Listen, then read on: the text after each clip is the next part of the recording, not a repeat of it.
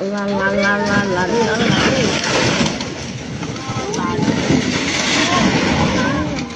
Tôi lúc tôi để nhớ cho tao à.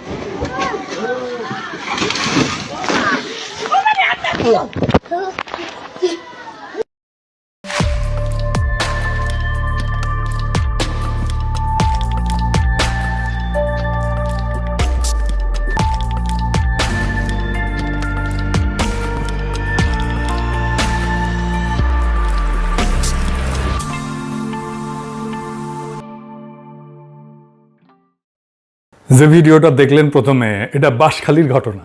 টানা 6 দিনের ভারী বর্ষণ আর পাহাড়ি ঢলে সাঙ্গু নদী, ডলু নদী এবং হাঙ্গর খালের পানি বিপদসীমার উপর দিয়া বইতেছে। বাঁধ, ডিঙা, লোকালয়ে ঢুকছে পানি। অন্তত 15টা উপজেলায় 4.5 লাখ মানুষ পানিবন্দী। সবচেয়ে বিপর্যস্ত হয়েছে সাতকানিয়া। প্রায় 80% এলাকা প্লাবিত হয়ে গেছে, পানির নিচে চলে গেছে। প্রায় 3.5 লাখের বেশি মানুষ দুর্ভোগে আছে। কি ভয়ানক অবস্থা! আমি আর সেগুলো দেখাইলাম না, আপনারা দেখছেন মনে হয়।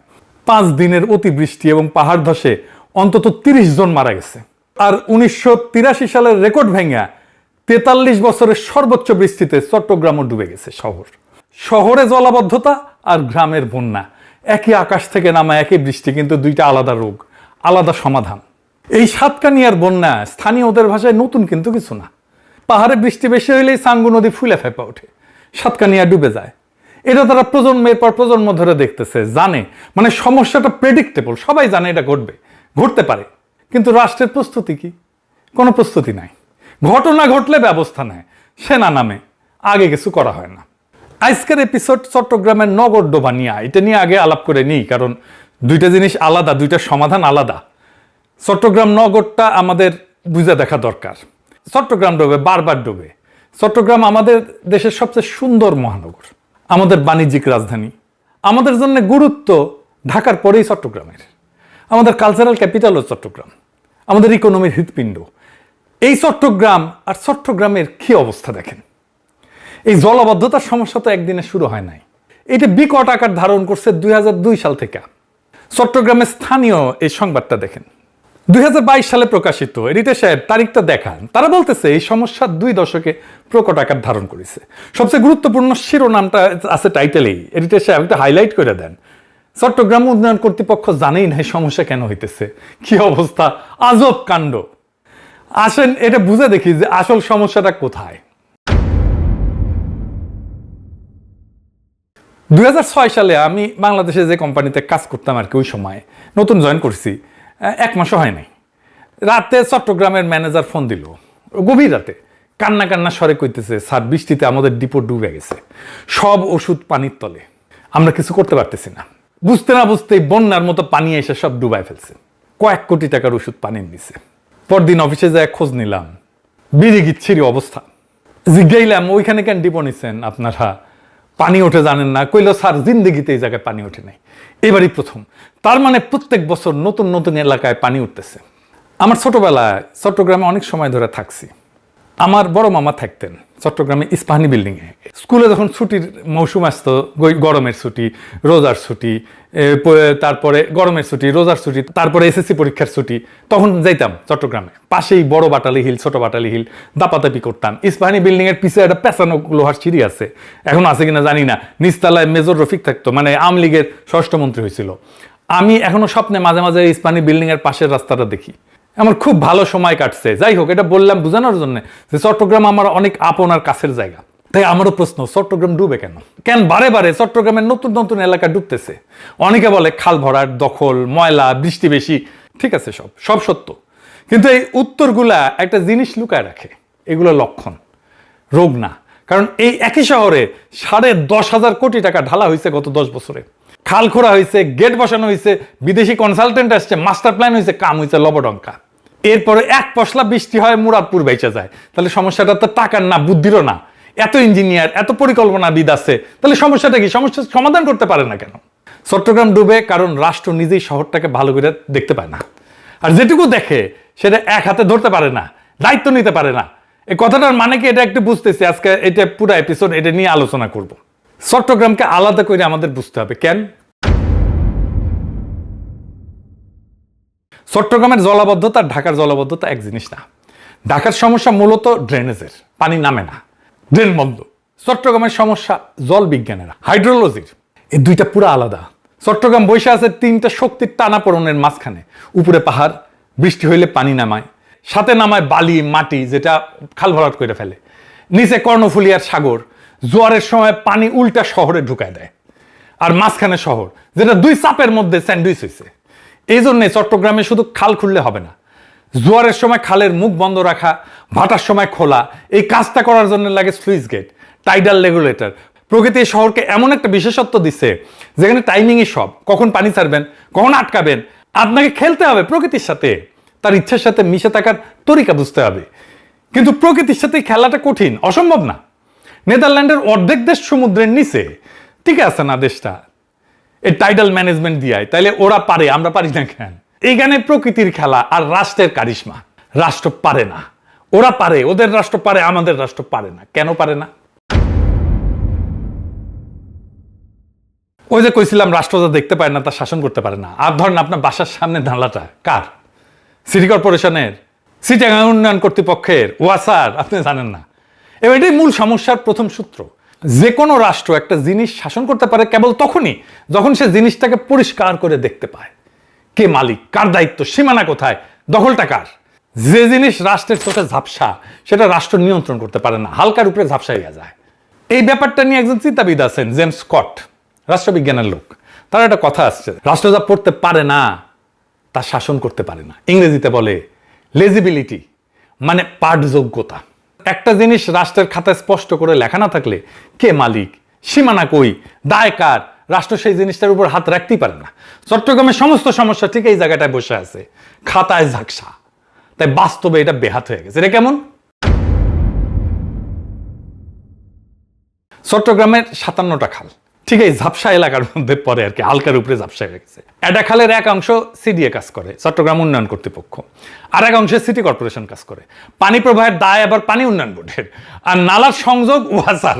4টা জায়গা, এক খাল 4 মালিক। আগে একটা সিনেমা ছিল, এক ফুল দো মালি, আর এই এক খাল তার মালিক 4টা।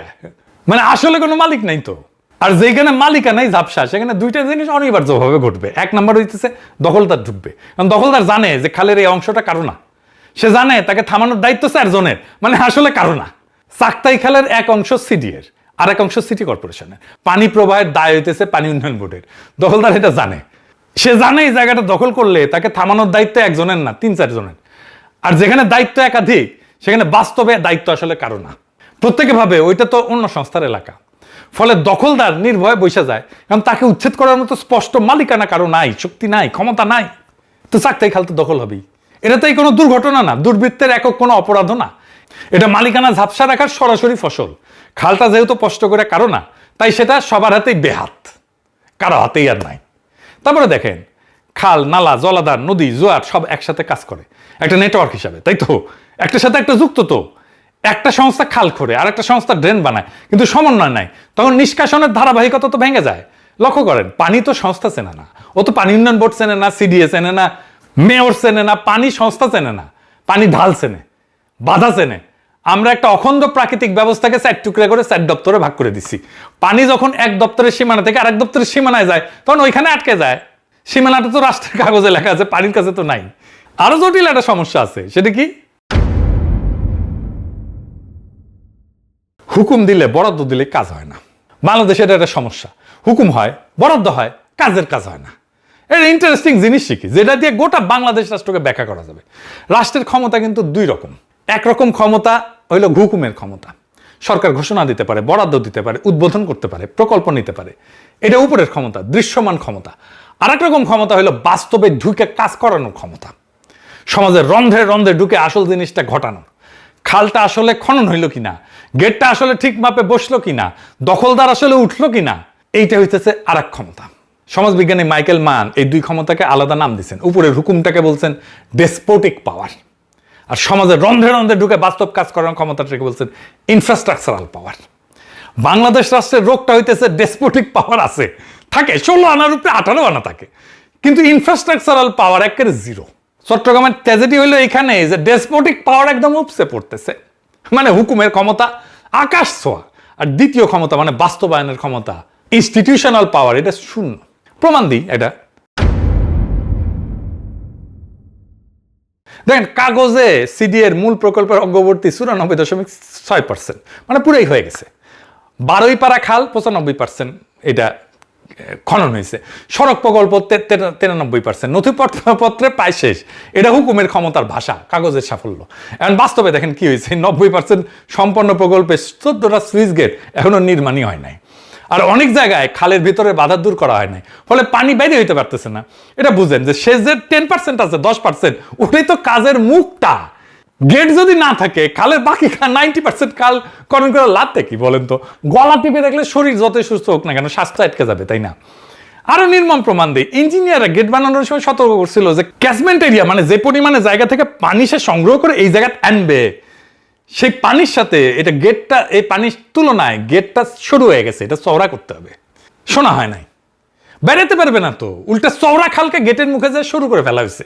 হুকুমের ক্ষমতা গেট বসেছে, কিন্তু বাস্তবে কাজ করানোর ক্ষমতা, যেটা ইঞ্জিনিয়ারের পরামর্শ গেট চওড়া করা, এটা মানেই হয় না, শোনেই নাই। একটা খালের নিষ্কাশন ক্ষমতা তো একটা যৌথ সম্পদ, তাই না? এটা এমন একটা জিনিস যেটা থাকলে সবাই সুবিধা পায়। আপনি, আমি, দখলদার সবাই সুবিধা পায়, কিন্তু শহর সুখ না থাকলে সবারই লাভ। কিন্তু যৌথ সম্পদের একটা অভিশাপ আছে, কিন্তু এটা বুঝে দেখেন। ভাগের মা গঙ্গা পায় না, কথা আছে না? বাংলাদেশ তো আমাদের যৌথ সম্পদ, এটা কি আমরা আমাদের সম্পদের মতো করে হেফাজত করি না তো? যেহেতু সুবিধাটা সবার, যেহেতু রক্ষা করার দায়ও সবার, আর সবার দায় মানে কার্যত আসলে কারোই দায় না। দেখেন কিভাবে কাজ করে এটা। খালে ময়লা ফেললে আপনার আমার ব্যক্তিগত ক্ষতি সামান্য, তাই না? এক ব্যাগ ময়লাই তো, তাই না? কিন্তু ভালো নাগরিকের মতো ব্যবহার করলে আপনার বা আমার ব্যক্তিগত লাভ কি খুব বেশি? সামান্য। আপনি এক নালা পরিষ্কার রাখলে শহর শুকাবে না, তাই প্রত্যেকের কাছে ব্যক্তিগতভাবে ময়লা ফেলাটাই যুক্তিসঙ্গত। কিন্তু এটা কিন্তু খুব একটা চমৎকার বিষয়। দেখেন দেখেন ময়লা না ফেললে আমার ব্যক্তিগত লাভ খুব সামান্য, ময়লা ফেললে আমার ব্যক্তিগত ক্ষতিও খুব সামান্য। তাই যুক্তি কি? আমি ময়লা ফেলবো। সবাই যুক্তিসঙ্গতভাবে আচরণ করে, রেশনাল আচরণ করে, আর সমষ্টিগতভাবে সবকিছু মরে যায়, খাল বন্ধ হয়ে যায়, ড্রেনেজ বন্ধ হয়। দখলদারও ঠিক একই অঙ্ক খেলে। খাল দখল করলে লাভটা তার একাত্ম, জমি, দোকান ভাড়া, কিন্তু ক্ষতিটা অনেকের মাঝখানে সরানো, গোটা শহরের উপরে সামান্য সামান্য করে আপনার আমার উপরে এটা পড়বে, তাই না? কিন্তু ব্যক্তিগত লাভ কেন্দ্রীভূত, একার, সামষ্টিক ক্ষতি বিতরণকৃত। এই অসমতাই দখলকে যুক্তিসঙ্গত করে তোলে। খুব খারাপ লাগলো শুনে, কিন্তু এটাই আসলে কাজ করে। এটাই দখলের পক্ষে সবচেয়ে শক্তিশালী যুক্তি। আর ঠিক এই একই অভিশাপ সংস্থাগুলোর মধ্যেও কাজ করে। স্যার, সংস্থা প্রত্যেকের নিজের অংশটুকু করলেই তার কাজ শেষ। পুরা শহর সুখ এলো কিনা সে দায় কার? সবার। সবার মানে তো আবার কারো না, মানে কারোই না। সিডিএ বলবে খাল তো খুঁড়িছি আমি, সিটি কর্পোরেশন বলবে নালা তো পরিষ্কার করেছি আমি, পানি উন্নয়ন বোর্ড বলবে গেট আমার এলাকায় ঠিক আছে। তো প্রত্যেকে সৎ তার কাজের ব্যাপারে, প্রত্যেকের, কেউ ব্যর্থ না, প্রত্যেকে সফল, তবু শহর ডুবে যায়। এটাই যৌথ সম্পদের ট্র্যাজেডি। যেখানে সবাই আলাদাভাবে ঠিক, সেখানে সম্মিলিতভাবে সবাই ভুল। এবং এই সমস্যার একটাই সমাধান আছে, সমাধান সম্ভব, কিন্তু একটাই সমাধান। কি সেটা? এটা হইতেছে বিশ্বাসযোগ্য একক কেন্দ্রীয় নেতৃত্ব, যার হাতে থাকবে নিয়ম বানানোর ক্ষমতা, নিয়ম ভাঙলে শাস্তি দেওয়ার ক্ষমতা, আর সবচেয়ে জরুরি একক দায়িত্ব নেবে সে। যেখানে ব্যর্থ হইলে জবাব একজনকে দিতে হবে, 4 জন না। প্রথমে বলছিলাম না যে রাষ্ট্র ঝাপসা জিনিস শাসন করতে পারে না। তাই প্রথম কাজ খালকে রাষ্ট্রের চোখে স্পষ্ট করা। প্রত্যেকটা খাল নালার একক নিঃসন্দেহ মালিকানা নিশ্চিত করতে হবে। কে দায়ী, কার সীমানা, দখলটা কার, কাগজে না মাঠে, এটা চিহ্নিত করতে হবে। ইনস্টিটিউশনাল পাওয়ার গড়ে তোলার কাজটা ঠিকভাবে হয়েছে কিনা সেটা নিশ্চিত করতে হবে। তাই বাকি হয়েছে 14টা গেট, যেটা হয়নি তৈরি, ওটা শেষ করতে হবে। আর গেটের ম্যাপ ক্যাচমেন্টের সাথে যে পরিমাণে জায়গা থেকে পানি আসবে সেটার সাথে মিলায় শোধরানো হইতে হবে, এটা চওড়া করতে হবে, পানি বেরোনোর রাস্তা দিতে হবে। নতুন প্রকল্প নেওয়ার চাইতে পুরানো যে সমস্যা সেটা সমাধান করতে হবে। এই শেষ 10%ই আসল 100% আসলে।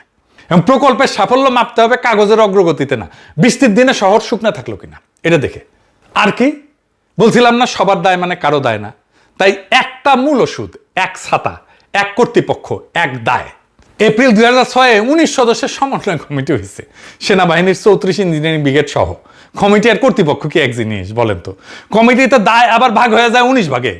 যা লাগবে তা হইল একজনের সব দায়িত্ব, যার হাতে বাজেট, যার হাতে ক্ষমতা, তার হাতেই দায়। 3টা একই সাথে। শহর ডুবলে জবাবটা তাকে দিতে হবে, একাই দিতে হবে। চট্টগ্রামে জলাবদ্ধতা একটা ইঞ্জিনিয়ারিং সমস্যা না, এটা একটা রাষ্ট্র গঠনের সমস্যা। পানি এখানে নিছক পানি না, পানি হইল একটা আয়না, যেখানে বাংলাদেশ রাষ্ট্রের চেহারাটা ধরা পড়ে।